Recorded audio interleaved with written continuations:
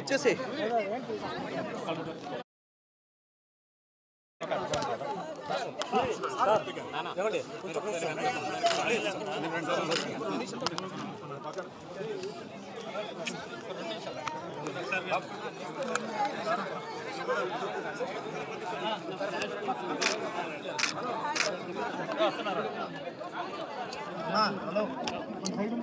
కొంచెం జరగండి అన్న, కదులుతుందన్న జరగండి.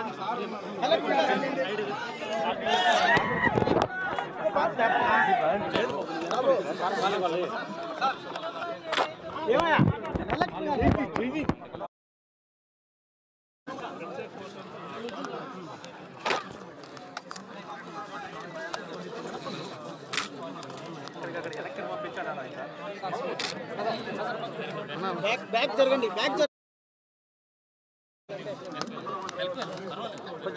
జరగండి.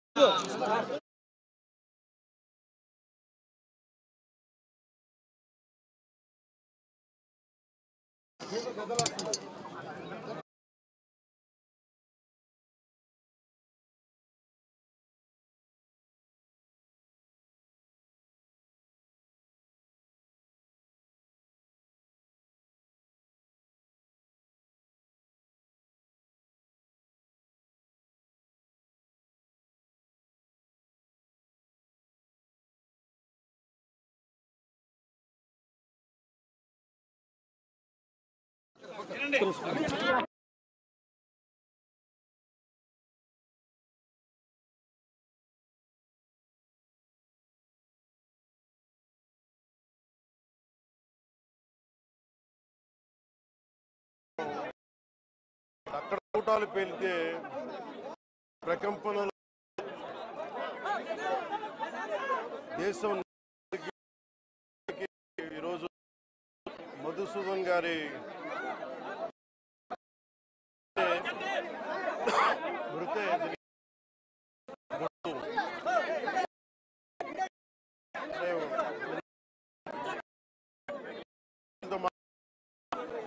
వారి క్షణంలో అడుగుతుంది. నమ్మశక్యం లేని పరిస్థితిలో ఉన్నారు.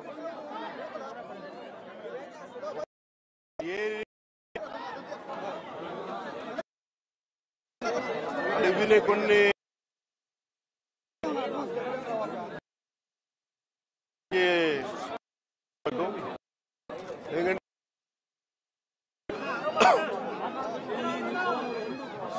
వాళ్ళ ఏ ధర్మాన్ని ఆచరిస్తారని చెప్పి చాలా కోల్డ్ బ్లడెడ్గా నిర్దాక్షిణ్యంగా చంపేశారు. అది అన్ని